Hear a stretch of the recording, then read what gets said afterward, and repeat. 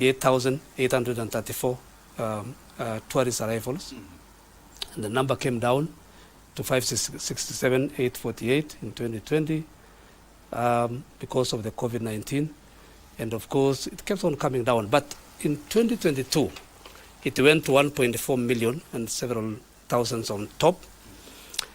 But the reason why I'm saying, I'll come to the strategies later, the reason why the Cabinet Secretary and myself, together with my other colleagues, because we have the PS Culture, we have the PS Wildlife, and we have the PS Tourism, we are all under the Honorable Cabinet Secretary, Mheshimiwa Penina Malonza, of course, who is our Cabinet Secretary.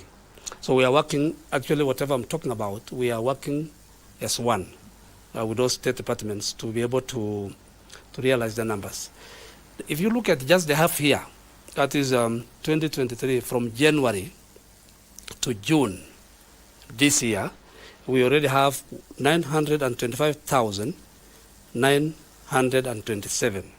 That is an indication that by the end of the year, when we are doing the next analysis, we could be about 2 million.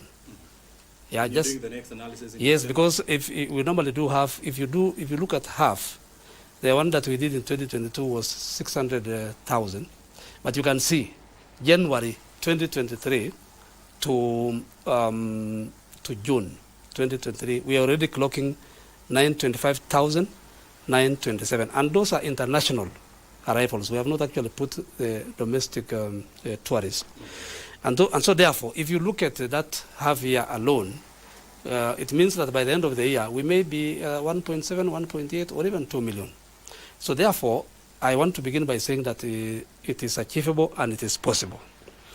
Now, let me come now to the strategies. First of all, before I come to the strategies, the Kenya Kwanza manifesto is very clear on what it wants done on tourism. And there are three key components. Number one is to nurture a tourism ecosystem that supports independent travel, particularly for the young people. So which means we really want to focus on the young people, the independent traveler. The second very, very important objective under the better agenda is diversify Kenya's tourism by promoting niche market products, notably adventure, sports, and cultural tourism, just to mention a few. And lastly, to diversify the source markets to include the African markets. Those are the key components of the Kenya Kwanza transformation agenda in relation to tourism. Now let me come to the strategies that we intend to employ to be able to achieve these numbers. The first one, first of all, is marketing. And marketing, tourism actually deals with marketing, projecting what you have. And we intend to really do marketing in very many ways. Number one, we want to do digital marketing because we are in a modern world. Through the Kenya Tourism Board, we need to really capture, ensure that all the attractions that we have in Kenya, all the programs that we have regarding tourism, including even our hotels and all the other facilities that we have in tourism, we want to project them digitally, either through social media, through TikTok, through whatever method, so that it becomes easy for people to be able to see what we have. And how will this be done? Would it be some sort of public-private partnership, or this is going to be public sector driven?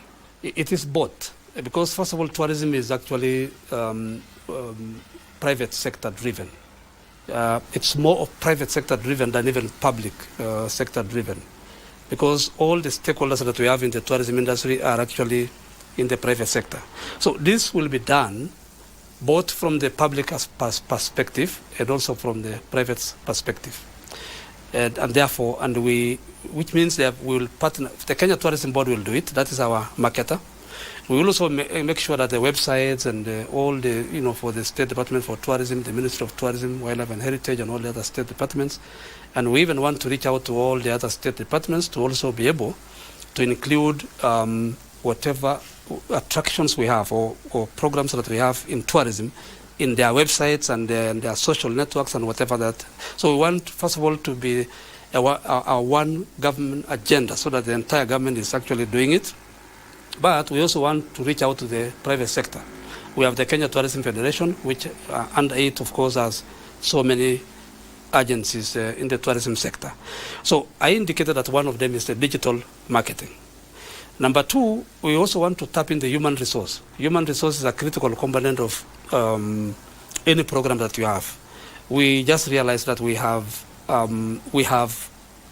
rich kind of human resource in what we refer to as influencers.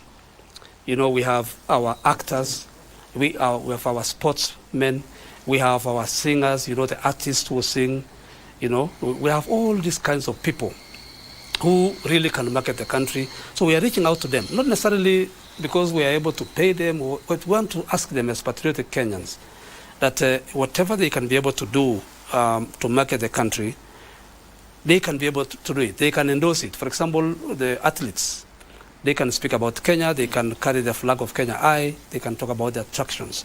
So that's another area that we are targeting, you know, to the brand ambassadors, the people that we can be able to use. Thirdly, under marketing, we also want to look at the opportunities we have. We have the Kenyan diaspora, you know, all over the world. And we have also our missions, the missions abroad, the embassies and the Kenyan missions abroad, which of course have got, we have our ambassadors out there. They have staff. We may not have tourism attaches there, but the officers who are there within our Kenyan embassies abroad, we are already reaching out to them so that first and foremost they are able to promote the country through whatever forums they have, you know, either through pamphlets or through digital material, digital content that we can be able to create through the Kenya Tourism Board and be able to forward to them so that they are able, you know, to project the country. So one angle is the marketing, which is so wide, I may not really be able to look at it in terms of its totality. But one angle that we are going to use to promote tourism is the marketing element. Number three, we also want to build what we refer to as conference tourism, what we call that MICE, conferences, exhibitions, and so on.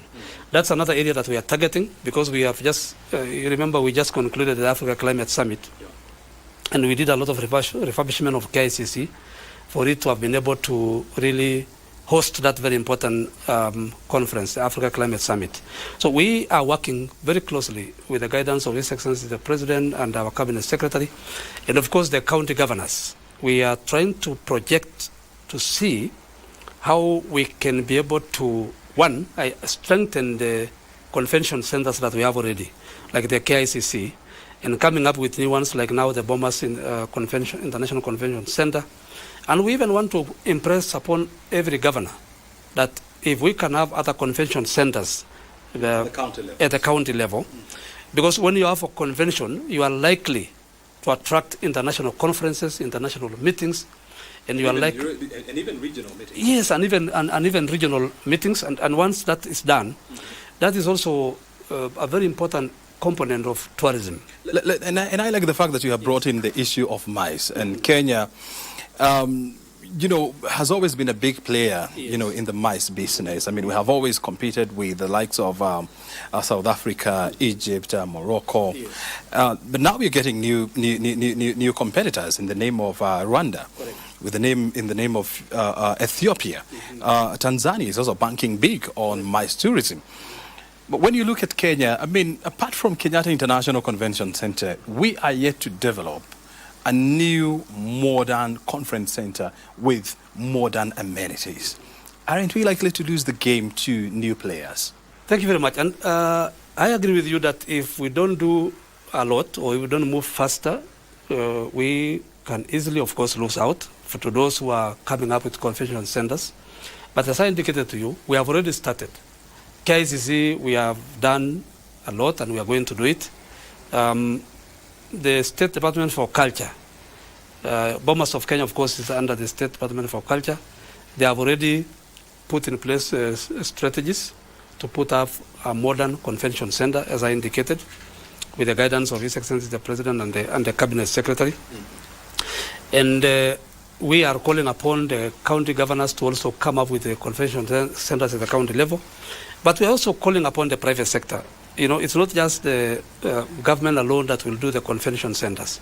We have very big hotels, that Radisson Blu, for example, and all other hotels that maybe have got enough space where they can put up those convention centers, they can also do. We're also looking at some of the hotels like Mombasa Beach, Ngulia, Safari Lodge and others, which has got also maybe some big space of land and so on. There might be, it might be important in future to look at how maybe convention centers can be put up in such kind of facilities. So we are actually calling upon, apart from what the government can do, we are also really inviting the private sector, and particularly the hospitality industry, to be able to come up and put up those convention centers, because we will be able to give them whatever kind of support in terms of policy and whatever they need to do to be able to establish those convention centers. So really, we are up to the game, and we think that we can be able to do much better than what we have done now. When you look at sessional paper number 1 of 2010 on tourism growth strategy, I mean, it was talking about, you know, diversifying the MICE business away from Nairobi and to establish new conference centers in Mombasa, in Kisumu and in Naivasha. But so far we haven't seen these happen. I mean, we are still counting on Kenyatta International Convention Center, which was opened back in 1975. And we have seen the entrance of new MICE centers like the Kigali Convention Center, the Bole Convention Center in Ethiopia. And so when do we now plan to stop the talking and then we start the walking? Thank you very much, Brian. Actually, we have stopped the talking and we have already started the walking. I indicated to you that we are already starting with the Bomas International Convention Center. That's already an indication. And we are targeting to look at which other area that requires that process of starting the convention center. Where we shall require public-private partnership, we will be able to engage in that angle. Where we shall require the county governments to really come in place and identify land for that, we will also be able to approach them to be able to do that. And therefore, our focus is to begin. And in fact, we are already beginning with the Bomas one. So that's an indication that we may not really keep on talking, but at least we will start off and move from there. When do we plan to break grounds? We're also looking at the review of the tourism policy and the tourism act. Because anything new that we want to bring must also be anchored under the law. So we are looking at how we can be able to ensure that we do a review of the tourism act and the tourism policy to be able to encompass or incorporate whatever that may not have been captured. The other area that we are looking at is product development. We really want to diversify the products, and in fact we want to see whether we can get a 10 bucket list. Already, you know, we have a number of products that we are promoting. We have the beach, which is one of the products. We have the safari, which is of course the wildlife and so on. And then of course we have the MICE, as I've indicated. But we want to try and go beyond that so that we look at what else is this that Kenya has that may not have been projected. For example, in agriculture, we can talk of agro-tourism. Is there something that we can be able to do so that we have people coming to see how we prepare our coffee, our tea, you know, how we plant, how we harvest, how we process, you know, including rice in this other side and so on. So we want to look at other forms of tourism, not just the traditional one. So we are looking at maybe agro-tourism. We want to look at medical tourism, how we can partner with the Ministry of Health to ensure that we have modern hospitals that can attract people to come for treatment in the country. And we want to go to other ventures like sports tourism. We want to go to a defender. We want to look at cultural tourism, how we even culinary tourism, right? And all those other forms of tourism that may not have been, you know, projected. So we also want to look at what we can do, which is newer than what has always been there. And I'm very happy. Let me just give you two. Already, His Excellency the President has already commenced the process of Kenya as the origin of humanity or origin of humankind in Turkana. And that ecosystem of the northern corridor or that circuit, of course, once you put up that museum, that will have all the archaeological studies and everything that about the origins of humankind. Then you will build that circuit so that you have that museum. Then you will have, of course, the Chalbi Desert, where you'll introduce, Dubai is actually getting tourists just because of the desert. So once we have that museum there, then you'll have the Chalbi Desert, develop desert safaris and anything else that you can do there. You'll have the Samburu, the Camel Derby in Samburu. You'll have, of course, the Loyongalani Cultural Festival in Turkana. And then you'll have our national parks and game reserves around that area. So you'll build a whole ecosystem just based on that origin of humankind. Kenya is known for marathons, home of marathons or home of champions. That's also another concept that we can be able to build. So what I'm trying to say is that we want to identify new things that probably have not been there, that can act as an anchor or a catalyst or an attraction. When you look at tourism, I mean, the growth of tourism has always been very consistent, apart from the COVID-19 era, and of course our times around elections. And the growth has always been at an annualized rate of about 10%. But every time we have elections, we always record some drop in numbers. And that has always had a negative impact, on the tourism numbers. And so how do we then plan to ensure that there's growth, there's predictability, and there's sustainability even during our electioneering time? Tourism is normally affected by various factors. It could be political factors, it could be pandemics, it could be drought. So, and that's why we have what we call tourism resilience. Already we have a center at Kenyatta University that deals with the tourism resilience, just to look at how is it that we prepare ourselves. In fact, there was a committee that we need to reactivate on a multi-sectoral committee that deals with the tourism resilience. How do we respond to situations? How do we prepare the populace to be ready of any eventuality that comes? So maybe, first of all, we need to look at the various structures that are there. We must strengthen the the Tourism Resilience Center at Kenyatta University. We must also look at the committee that is supposed to look at issues on tourism resilience as number 2. And number 3, of course, is the communication strategy, to be able to always prepare people and project whatever is likely to happen, and to communicate and to partner with our partners and other countries across the world, so that, first of all, we give them the real situation on the ground. Sometimes our country is affected in one way or another. For example, whenever there is some kind of instability or perceived instability, and when the world just sees some communication somewhere, they take it that way. So we must be proactive in finding a way of always communicating to the world what is there, so that they get to know the truth of the matter. So we have to look at the communication strategy on how to really project it.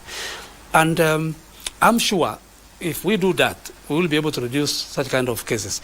We also are strengthening the issue of security and safety, because everybody would be happy to go to a country that's safe. We have the Tourism Protection Service, which has been created by the Executive Order number 1 of 2023. And the Tourism Protection Service is actually the tourism police. We have a tourism police unit, so that we have tourists that are basically trained to be able to handle tourists. The Cabinet Secretary is just about to sign an MOU with the Inspector General of Police on the Tourism Protection Service, so that we are able to assist that unit with vehicles and other equipment, and training for them to be able to understand how to handle the tourists, how to communicate on security issues and anything that needs to be communicated. So I believe that if we employ all these strategies and have everybody in government and outside government speaking positively about our country. I also want to encourage the media. I'm sure you are part of the media, to also try as much as possible every time to project the country in a very positive way so that we speak more of what is positive and less of maybe what is not positive. You know, it's not just the assignment of one agency in the name of Kenya Tourism Board. Yeah. It is not only the assignment of the Ministry of Tourism Wildlife. I mean, it calls for a collective responsibility among all Kenyans to become better brand ambassadors of this country. So how are you entrenching that culture, you know, of becoming better brand ambassadors for this country? We are trying to entrench that, first of all, through stakeholder engagement. We are already doing a lot of stakeholder engagement, first of all with the tourism sector itself, you know, the Kenya Tourism Federation and all the bodies that fall under it. We're also reaching out to all the principal secretaries, and my PCS is also reaching out to all the cabinet secretaries, so that we are really engaging them to understand what we are doing on the tourism sector, so that whenever they have programs, they have international visitors, they have investment conferences. Like the other day we had visitors from Saudi Arabia and other countries coming for investment conferences. We are really trying to make sure that we are reaching out to them so that they incorporate the tourism sector in every plan that they have, so that we are able to really bring that kind of ownership. We also want to really partner with the county governments because they are very critical stakeholders. Actually, most of the touristic activities or attractions are in the counties. You talk about the national parks, the game reserves, the museums, even our archives, historical sites and so on. Even the training camps for our athletes and so on, they are all basically in the counties. So through the Council of Governors, we are also reaching out to them through stakeholder meetings with them, so that we are able to interact with them and they understand what tourism is all about, so that we have this kind of ownership. We are also happy that if we can be able to partner with you, with the media stations, so that we can have talk shows, we can have programs that target the community, so that the community begins to understand. And I indicated by saying that we must also see how the community can see the importance of tourism to them, so that they can be able to own it, and therefore it becomes easy for them to be able to market. So those are some of the strategies that we are putting in place that we think if we continue, then we are likely to achieve. Before we come to the end of this interview, I mean, when you look at tourism in the next 3-5 years, what will shape, number one, what will shape or what will drive growth? And number two, how do we plan to sustain this growth going forward? If you look into the future, first of all, what must sustain this growth is that we must be able to focus the youth and the emerging trends of the world. So we must look at, what is this that drives people? Adventure is changing. People maybe used to like to go to the national parks or game reserves and so on, and the beaches. But if you look at the young people, and as time changes, they might be interested in city life, theaters, cinemas, and many other things. So first of all, we must be able to do a lot of research on the changing trends of the world, and what is this that can act as an attraction. Is it really the elephant and the buffalo that will continue to be an attraction? Yes, it will continue, but we must do some research and understand the changing trends, so that one, we capture the adventurous spirit and the attractions that the young people and the modern people may be attracted to. Because if we do that, then there is a likelihood of us protecting the future of tourism. Number two, we must also invest a lot in infrastructure. I believe it's very important to invest a lot in infrastructure, whether it is convention centers, whether it is roads, whether it is ICT, fiber, optic and so on. We must be able to invest in infrastructure. And number three, as I indicated earlier, we must be able to identify what is totally unique about Kenya and project it, including our culture.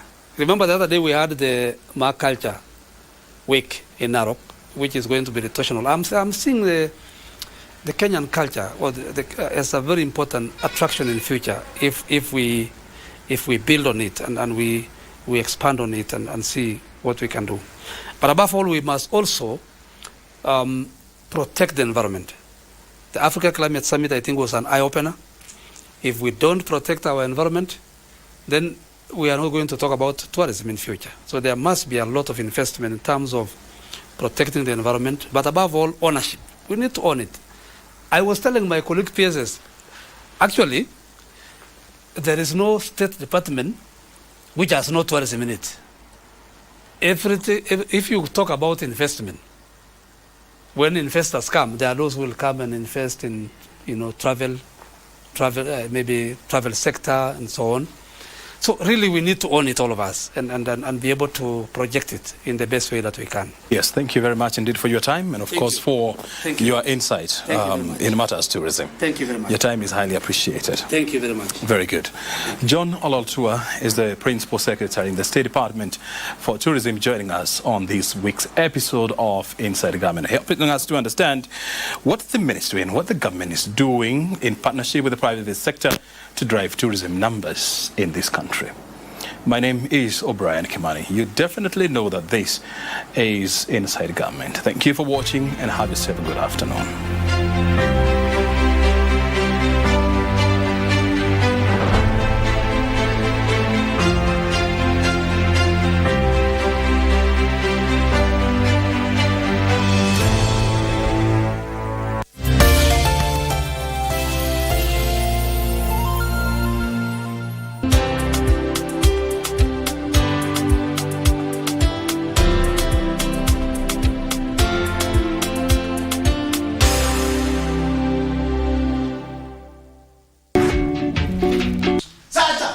Unaniuliza nini? Mlikuja mkaniambia nikiliza hata mheshimiwa ya kwamba mliniambia kwamba pesa yenu na nikaanza kufanya uchunguzi. Ndio mkaenda kuripoti huko kwamba mimi naiba pesa.